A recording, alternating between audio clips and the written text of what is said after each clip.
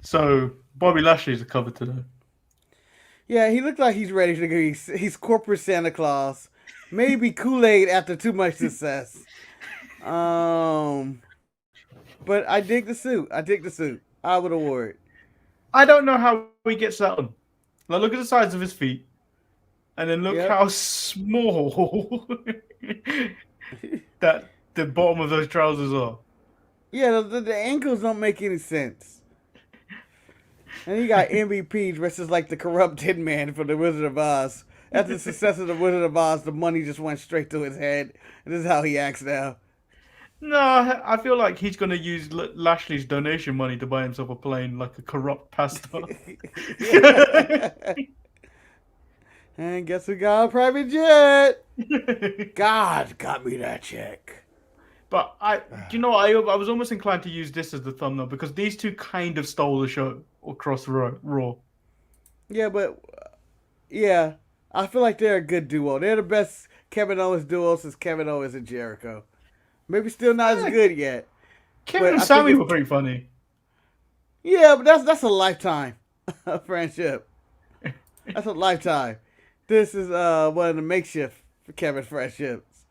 I think if Kevin Owens joins up with Seth Rollins and starts wearing unique outfits with him and changes from the basketball shorts and t-shirt, I think we got something here. But Kevin Owens is going to AEW in like a month. So yep. And then finally, yeah. So Becky, well, I don't understand what her coat was. I don't outfit either. in general. I felt it was racially motivated for whatever reason. And I'm not a fan of her shoulder pads in this one. I like the shoulder pads. I felt like she was going the Charlotte Flair route.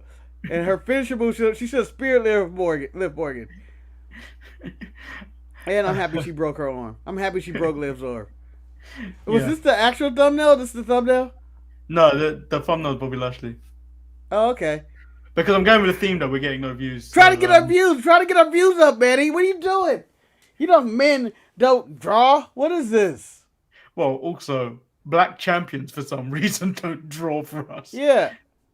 Not for us and for WWE. Big E is in empty arenas. Oh, that arena was empty. It was empty. Empty. And we'll be back right after this. I'm Shotzi Blackheart, the ballsy badass, and you are watching the Untitled Manny and Marcus show. Remember to like the video and subscribe.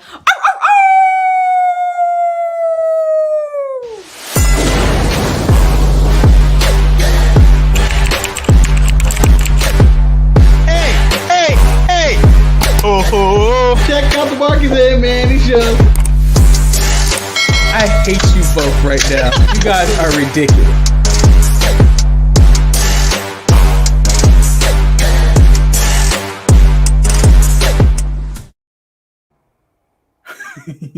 I'm awake. All right, babies. I'm awake.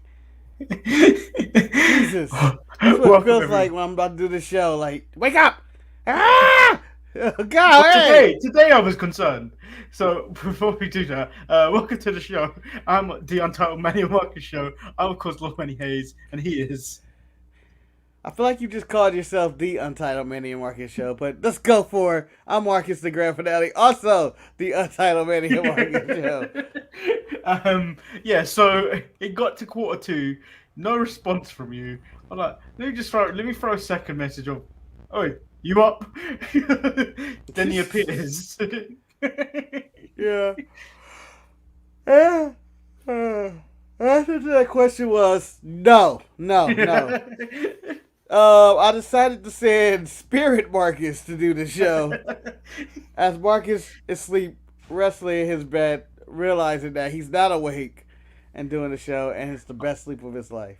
Unfortunately, Marcus, you are not the Avatar, and you cannot go into the spirit world. Damn it! It's the one time I want to go to the spirit world. Just get sleep. It's every now and then. God damn it, it's the holiday season. I deserve sleep, okay? And you know for a fact, anytime you even try to go into the spirit world, the Fire Nation will attack. Yeah. They're gonna do that shit.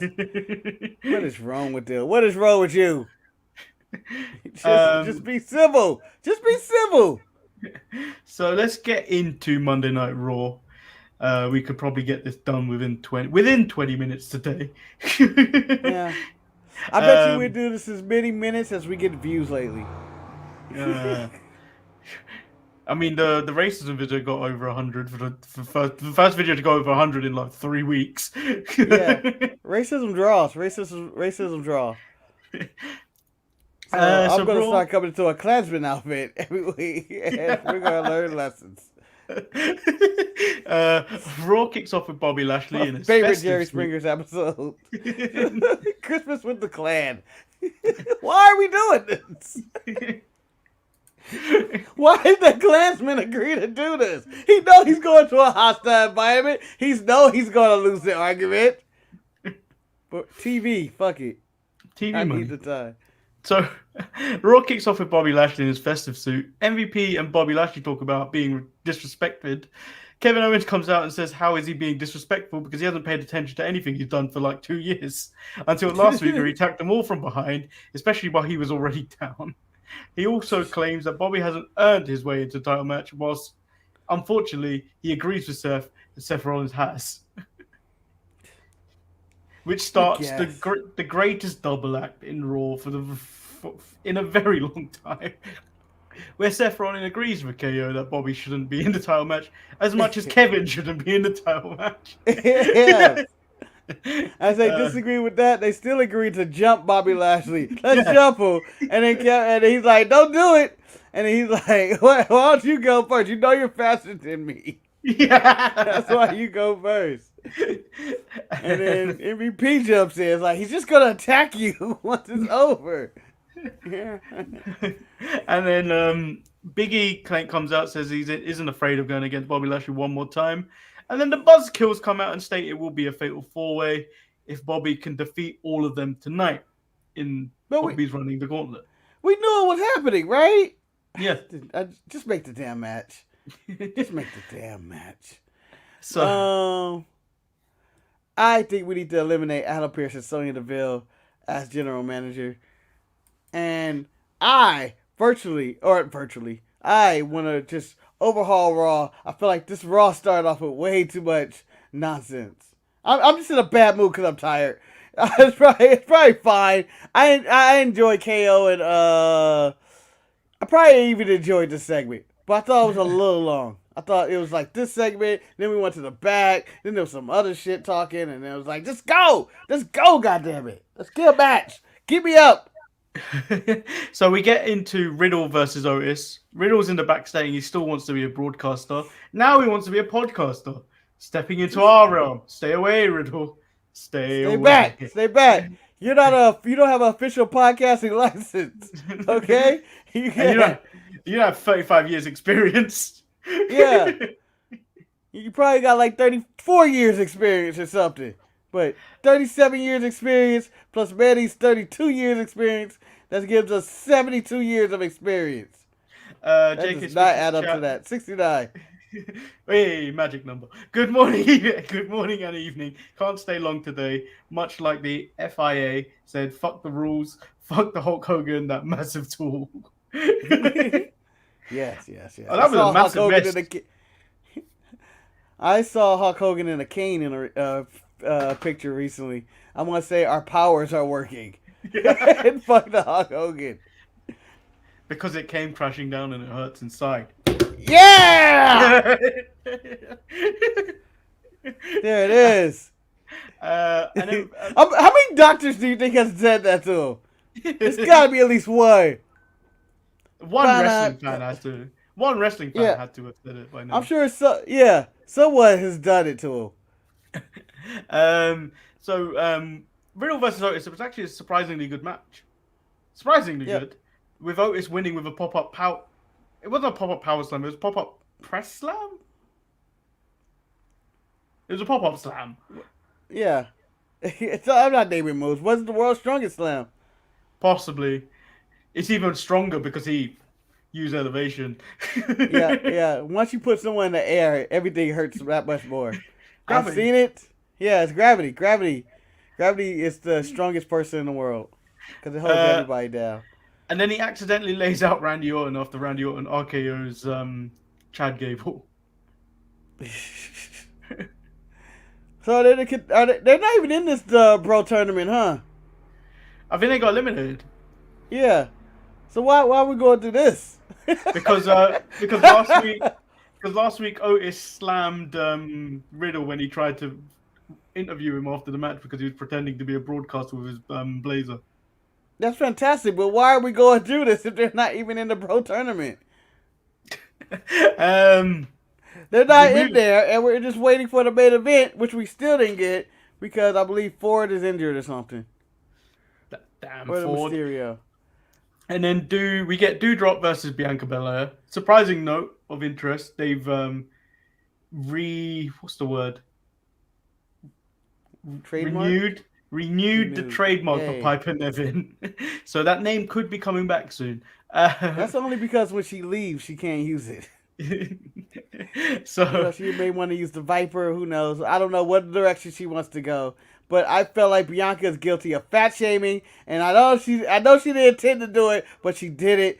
Or she's exposed herself as not the roughest, the toughest, the meanest, the fastest, the quickest, because she only used the 450 and not the KOD to beat the Doudrop. Yeah, and then the Doudrop got a heat back. Yeah, of course. So in WWE land, you don't see this coming because you normally lose your match or win your match and it's over. In AEW, there's always more. And this time, Doudrop must have been watching footage from AEW or other wrestling promotions when she was like, "Not today, bitch. You're going to be on this ramp celebrating. I'm going to come knock your ass out. You did a 450 to me." How dare you. KOD, I wouldn't have got up.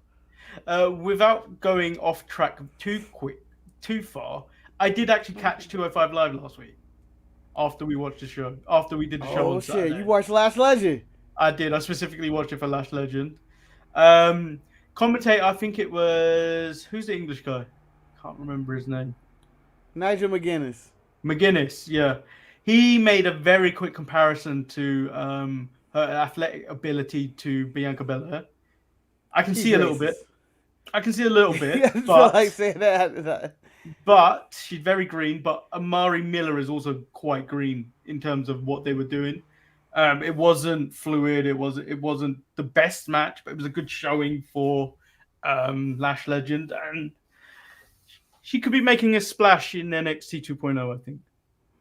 Yeah, I saw that she did a flip. They give her points with the wrestling fans. So if you can do a flip. And then I liked the pin she did when she did the roll up pin and she was like checking her hair and stuff. And I thought, damn, what a son of a bitch right there. I haven't seen that before, but I thought it was nice. She does seem athletic, but needs a lot of work. The interesting thing is a lot of the kids in NXT 2.0, they already have characters already. Like they've kind of established something already and they're on TV. I feel that if they work on the character a bit more and then improve their wrestling, I think they'll go quite far, depending on Vince's mood at the time. Yeah, but hopefully by then we don't get any more segments like Rhea Ripley and Nikki Cross. And I'm calling it Cross. I don't care. Just fire all of them. I hate that segment. Yeah, it was a bad segment. It was a bad match. Nikki has experienced self-doubt. I hope she becomes Nikki SV, the supervillain. Can we do a reenactment? And I know I'm someone that wants this show to be quick, but let's do a reenactment of the segment. That's how bad it was. And maybe you don't remember it. Who do you want to be? Who do you want to be? Oh, either one, and I'll play it completely differently. But I'll be Nikki Cross. Okay. You be Nikki Cross. Go ahead. I hope you really do really well in your match against Zelina tonight. I'm not doing so good. I'm just always losing. I can't remember the rest of the promo. Shut up, bitch! That's how that segment should have gone. That's how it should have gone, and ended it right there. Instead of wah wah, we're gonna sit back here and cry together. Wah wah. Oh my God! Oh my God! Oh my God! Why? You're the greatest. You're Nikki ASS. You beat Charlotte Flair. I've never done that. Wah wah wah. You are a hero and an inspiration. And then she cost her the match again. And it was like, just hit her with a chair. Just turn on her and throw her down some stairs and break her. Break her. And then Vince McMahon, I want you to walk up there and I want you to fire her personally. Not Pierce, not Sonya Deville. And let's end this segment and let's get Rhea Ripley back to being a badass instead of this emotional tag team wrestler. It didn't even make up. I feel like I was looking like a sad clown cry for a friend. I don't care about clowns or their friends. So, seeing as you went that route with that segment, a segment that went a completely different route, the way you wanted it probably, was AJ was giving out his feelings about him breaking up with Omos. And it's like, AJ said he isn't ready to give up on the team because he sees a lot of promise and stuff with Omos because he's going to be the guy. And then up goes the camera to fit in Omos. Oh, AJ. He puts his arm around AJ. Hey, we good? Oh, we golden. End the segment. Shit that could have happened in a phone call on camera. So I think they're now face. I think they turn face in this one segment in which they both have a hard to go until I can't wait till Omos turn on AJ. I want it to be Omos turning on AJ, not AJ turning on Omos. Because AJ seemed like he was the one turning babyface, and Omos seemed like the snake when he pulled up and put his arm around AJ. It seemed like AJ was marked for death at that very moment. And then Finn Balor and Damian Priest versus the Dirty Dogs. Finn is distracted by Austin Theory taking selfies, allowing Dolph Ziggler to pick up a rare win. There is no God for the Dirty Dogs to get victories. Finn looks like a crackhead in the first picture. Finn looks like an absolute crackhead in the first picture. I didn't see that first picture. It just looks like what? He looks like he is caught doing something. It looks like your little brother. You came home and you cut your little brother like, I'm going to tell mom what you're doing. You're jumping off the counter and jumping on top of your sister. I'm telling. And then they try to fight you. And then you win the fight because you are the bigger brother. And it's like, no! And then why are you in your underwear jumping onto your sister? Why are you doing that? I'm telling mom, and now I have digital proof. I feel like snitching for kids has gotten so much better with these phones because it's like, oh, I'm gonna take a picture and then just send it to the parents. That's not even that. I'm gonna record the whole conversation. Yeah. I didn't say that. Yes, you did. I have it on audio. You motherfucker. I feel like, and then I think at some point the parents are gonna be like, "Oh, I don't have a name for a kid, Clarence." Clarence.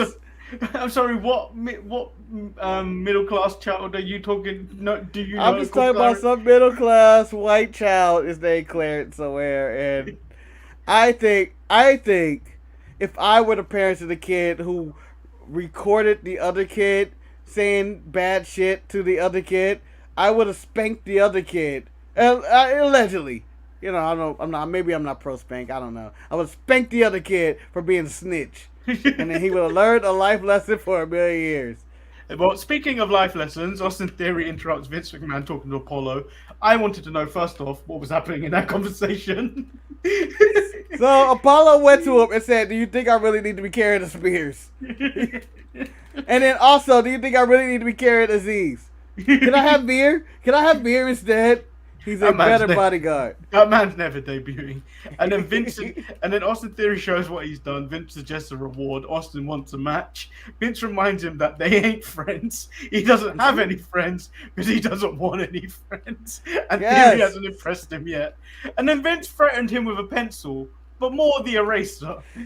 Threatening with, "I'm gonna finish you, and I'm gonna end your future endeavor." Well, I really feel like Raw would get more juice. And I know Vince isn't going out to the ring. He's just going to sit at his desk. But if Vince said, I'm taking over for Adam Pearce and Sonya Deville on Monday Night Raw, and I am now the pencil, and I am in charge. And Raw is going to be it's going to be ran a little differently. We haven't had one of those speeches in a while from a general manager. We're going to shake things up. We're going to move things around. This is a new show on Monday Night Raw, a new era. And all I wanted was the old music and Steve Austin walking down a dark alley. That's it.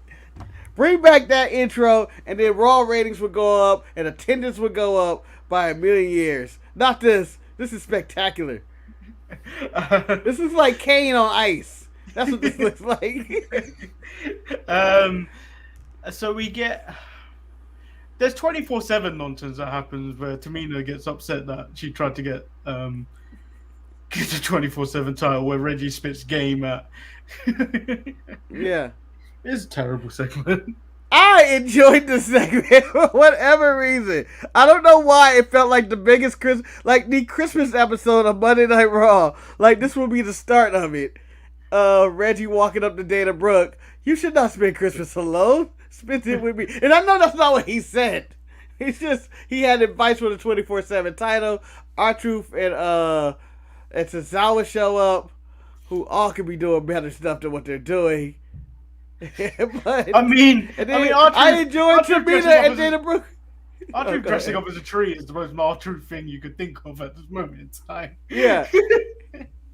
And then I enjoyed Dana Brooke and Tamina coming to blows in the middle of the street, in the middle of the city of Minnesota.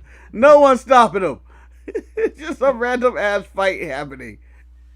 So, yeah, shout out to Dana Brooke, and she's killing the 24/7 division. We get Maurice introduce Miz TV, where Miz inducts himself into the Hall of Fame, and then Edge puts him over. But after exchange of not much importance between the two, Miz and Edge have a little brawl. Miz eventually uses Maurice as a human shield before he does his finisher on Edge. And then Maurice, realizing that she's the mother of his children, realizes he used her as a shield, then slaps him and walks away. End of segment. I'm sure she's going to help him win at day one. The Miz is beating Edge at day one with helping Maurice.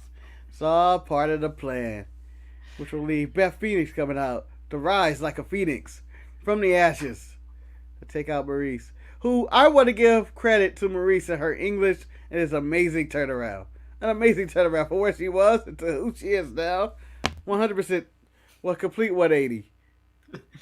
And then I've done this out of order because I've kept the main bits at the end. Becky and Liv Morgan. Becky makes fun of disappointed Liv fan and then points out the fickle fans. It's like as soon as Liv got the title, they'd be upset sooner or later. Yeah, because they already were upset because they were rooting for her, and then they got upset that Liv lost. And the wrestling fans do not know what they want, and they never will. And then Liv comes out and then changed the tone of the entire segment. Like, it got boring. Like, I didn't care as soon as Liv came out. He was like, hi, I'm Liv Morgan, and you had to cheat. Excuse me. And you had to cheat. And I'm going to do this for all my fans. Choke up, tear come out my eye, maybe already painted it on. But, hey, you're a cheater and a phony. And I'm just going to continue to ramble on. As angry Miz Girl planned to bite her throat out. She was going to bite her throat out. You give her 2 seconds. That kid will not only whoop the Liv fans' ass, she'll whoop her mama's ass behind her, and then she'll whoop Liv Morgan's ass too. That kid was a wrecking ball. That kid was as dangerous as Hook on a Friday night. Exactly, and how I know that, look how scrappy her hair is. She looks like she's been in 5 fights already before she got in the arena. Yeah. Well, like she's dedicated her life to being Becky Lynch and Conor McGregor, and she's a dangerous woman. She's going to kill somebody. I can't wait to see her become AEW's women's champion. No, she'll become Gigi Dolan. Watch. Like, what happened? You're so slutty. Why did that happen? You seem like you were going to be a brawler as a kid. What happened? What happened? Well, Gigi's kind of a brawler. Yeah, but you know, that's the odd side to Gigi where she's licking people and her ass is out. My favorite part. She's toxic, Manny. She's toxic. Don't give in to that attraction. I can't, Marcus. Look. Look. You just want to be someone to interview you, and randomly she walks by and she starts rubbing the rolls of your abs. I'm sorry, abs. We're both out of shape. We don't. Beer barrel. How dare you? It's a beer barrel. It's like, what? Gigi Dolan did the thing. She did the thing. I was in a backstage interview about nothing. She did the thing with the rose. But knowing our luck, it'll be what I can't think of her partner's name. JC Jane. JC Jane will walk by and be like, hey, no, I want to talk to Gigi. Come on, you. I'm talking to Gigi and Mandy. Get out of here. Get out of here. Take care. Give me your hat. Get out of here. I'll keep the hat. Keep the hat. Don't you think me and you could probably pull that hat off? I think we could. Oh, I know I can pull the hat off. I know. I'm a hat guy. Bald people always can pull off hats, especially bald people with facial hair. Yeah, you more than me. I've just tidied mine up. It's not as scrappy as it used to be. Thank you, Sammy's Embassy. Cole. And then Becky traps Liv's hand after a scrap into the steps and then stomps away at it. And then the funniest line ever, which I always find funny. Maybe you should put some ice on it. Yes, put some ice on it. Becky's an amazing shit talker. I did enjoy Becky in this segment. Not only was she talking shit, but when she said, you should have grabbed the rope, you just mad that you didn't grab the rope. I grabbed the rope. You should have did it. I'm proud of my cheating. Fuck you. And then she broke her arm. I was like, oh, she on that Jeff Jarrett shit. Where not only did she win the mic game, but the physical game after. And she broke an arm. It's like, I'm going to go home. I'm going to hang out with my beautiful husband. My hot husband, my beautiful baby, and work out. I'll see you on New Year's. That literally sounds like Becky's whole week right there. Whew, that was a good week. And then we get, I'm just going to call these the main event, the gauntlet. Kevin Owens versus Bobby Lashley. Kevin taps out before Bobby can even fully get a look in. When he explains it in the back, when he explains it in the back, very sound theory is, if you lock it in, you don't get out, and I don't want to get injured before day one. Intelligent. Really good play. Good play. The man knows how to play strategy. He's like, he had it. It was over. But I loved Kevin all night because he always had a plan. Yeah, but the fact that Seth he didn't even try. Did you see him? He didn't try. He didn't even try. He didn't want to win. Or when they cut to the back on the TV screens where you see Seth Rollins going, yeah, and celebrating real quick. And then you have Big E turned completely around, taking random notes and throwing paper in the room. Can I just point out, many people are claiming why Big E was watching TV like that. I feel he was doing research on the viewing angles of OLED TVs. He was doing a TV review. Now at this angle, it doesn't work. And then Kevin offers to go out for Seth Rollins' match. Seth doesn't want his help or his plans. Seth tries to get Bobby counted out until Kevin Owens comes out and punches Seth to get Bobby DQ'd. Which I said at the beginning of the night, and I also said 2 weeks ago on how Seth should have reacted to get Kevin out of the match. Yeah. Kevin had a plan and it worked. I felt like it worked. I was like, oh, wait, this worked. However, the Buzzkills come out and restart the match, leading to an instant spear. That'd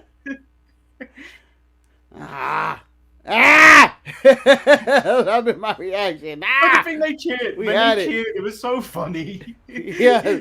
Kevin Owens was like, yeah. Seth's like, oh, you sneaky devil, you figured it out. And then, As much as I, was like against this gauntlet thing, I thought the booking to each match victory for Bobby Lashley was serviceable. Does it make everybody look weak? Yes, but everything made sense.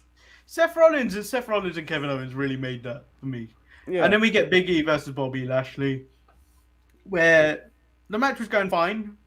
But actually, no, let's talk about before he goes up. Kevin Owens and Seth have a plan again. Kevin Owens went as far to say, just as Big E said, he doesn't want any help. I even made a PowerPoint on my phone. Part of me really wanted to see that PowerPoint. Yeah. What was in there? There was more than 2 pages. Apparently, it was just. This is the PowerPoint presentation. Again, punch ref.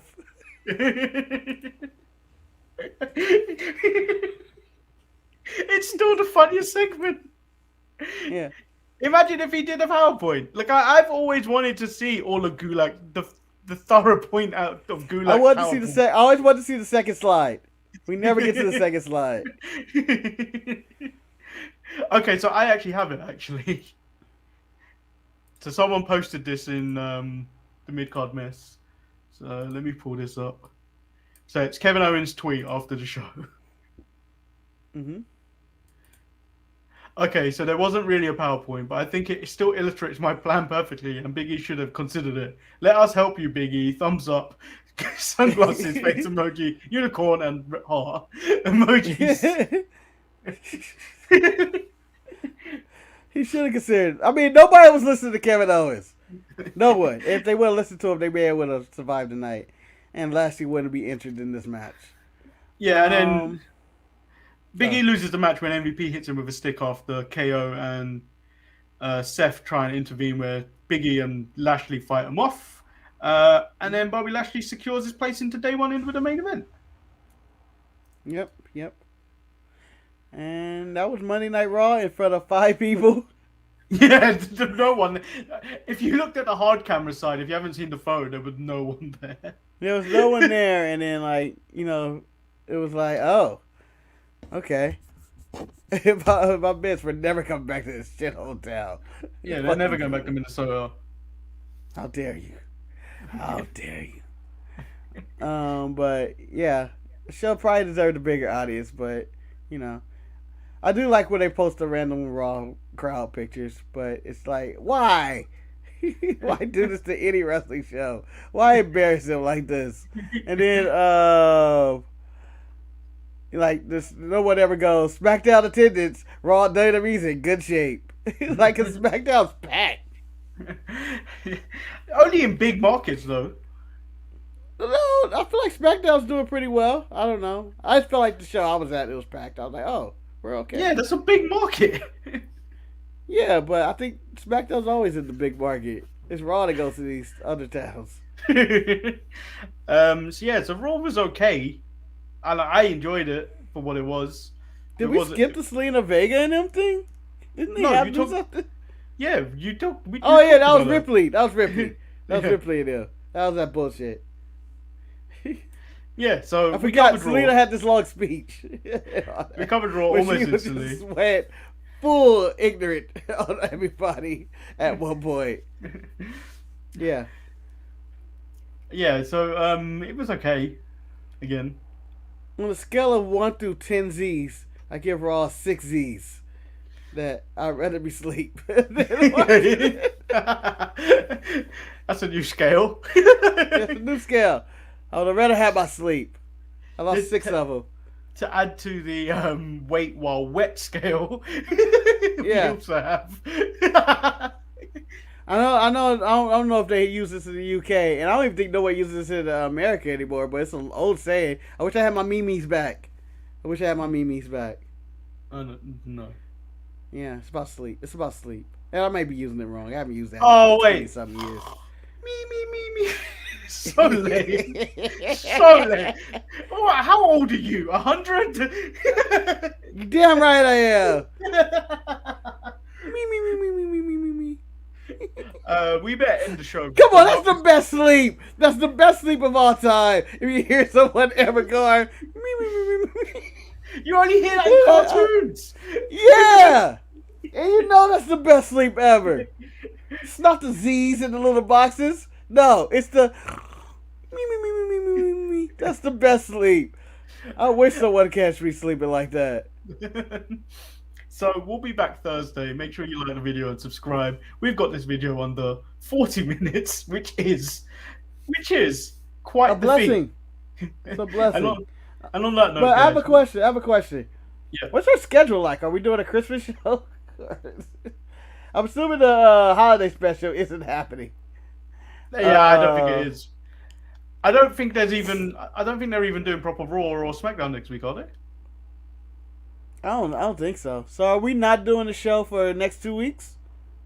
Yeah, I would presume so. Yeah. So this is Thursday will probably or Saturday will be the last show for about 2 weeks or so. We technically don't have any shows planned. No, we don't have any content. We have no. Maybe we have content, best of. I'll throw out some best ofs. Yeah, Marcus will do a best of, and then I will do my own best of, and then you can tell us who's about. No, my best of is gonna be just a clip. I don't plan on doing like a full 40 minutes. I'm doing a full video. No, go for it, then. Go for it. I'm gonna do your full breakdown of not being with a blurry background, and then you the following week go, I don't care.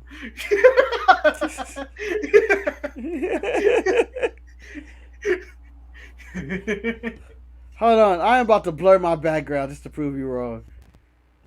That's it. I'm blurry. No, it isn't. I'm blurry, damn it. Oh, there you go. I'm blurry. How did you get it done? I just went to the settings of StreamYard. Oh, you I can found that when I could. So my camera wasn't working for the start of the show, and I went to the camera like, "Why is it not working?" I was like, "Blur." Oh, let me hit that. Hey, I'm blurry. I'm blurry. Oh. Oh wait, I don't even need to do it. I'm already blurry. Yep. So take it out. I'm blurry. And I realize how unnecessary it really is. No one can really tell. I'm no longer blurry. I'm back. All right. I'm gonna put this in the conclusion. Several weeks later. Check out my other backgrounds. Brick wall. Furniture of a house that isn't mine. This is my... This is the house I steal from. This is my holiday. This is my winter home where I steal all the furniture and donate it to not charity, but to my own house and be like, "Oh, this is what I got you." And they're gonna be like, "Why'd you give me a piano?" I don't know. I was able to get it out the house. They had it on wheels. Because stealing a piano is so easy. If it's on wheels, it is. If it's on wheels, it is. Let's Stealing a go. grand piano is so easy. You've never stolen a grand piano. We'll be back Thursday. You can play your own getaway music. Do you know where you're getting away is if you're going down a hill? Yeah, I'm pretty sure I'm going down. It's all downhill from there once you get the piano. And we'll be back Thursday. Make sure you like the video and subscribe. Put other shit in the piano. Get it in the piano. Get it in the piano. Let's go. Right down the Let's try to street. close the show. Okay, now we can close the show. Because now you got me thinking about how I would steal a piano, and two, all the stuff I would dump into the piano, and how well would it survive until I feel like I would lose it in the middle of traffic, and someone would crash into it with all this stuff in it, and I'd be like, all right, that was... What would you be putting in the piano? Well, hold on, let me find that image again. All right, here we go. Oh, the show should have ended 10 minutes ago. It should have ended, but I'm as guessing them candles. I have to take the piano stool first because That's not fitting in the piano. It will. I may have to break a leg or two. I'm taking pillows. Marcus, I guess I'm taking some of those candles. The candles right there in the back. We could easily record a segment where what would we steal from a photo. Wish holiday content. Yeah, I'm rolling up that rug. And that's pretty much it. At that point, I'm trying to figure out how am I getting out of here with this piano other than trying to throw the piano out the window. Yeah, that's because not the doors. Yeah, it's not fit through any of these doors. How did they get this piano in here? Do they have a big open door? He must have a sliding patio door. That means we have to break the fence out of the backyard just to get the piano out. It's gonna be so much work just to get the piano out the house that the family's gonna come in and try to help us get the piano out the house because no one there plays it. Although that is one of my dreams. That is one of my dreams. Is to walk into a party and sit down at one of their pianos and just start playing, and everybody has to gather around just because. It's like he's not very good, is he? Yeah, I think he doesn't even know how to play this. Play Kanye West Runaway. Is he ever going to actually do anything other than that? Is he going to play another song? Nope, this is all he's going to hit. I feel like I learned to play the keyboard in school, and the only thing I can remember playing is the Batman theme song. Nothing else. I feel like at one point everybody learned how to play Chopsticks. No, fuck that. I'm talking about Tupac. What's the song? Do do do do do do do do. I feel like that was going on. Everybody learned how to do that. Man. I think in grade year 9, you will call it grade 9. I learned. We were taught how to play "My Heart Will Go On" by Celine Dion. Oh, I learned how to play that on the recorder. I kicked that up. That and Silent Night, I can play on the recorder. And I don't know how to actually, read music. So the teacher just drew dots of what holes I need to punch and not punch. And I was like, and I killed that. And I was like, I'm a genius. Look at me.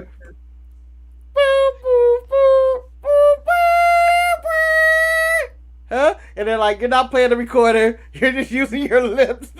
You're not even blowing in there. No, I'm not. You figured it out. I have no talent. We'll be back with Manny and Marcus through time next week. Peace.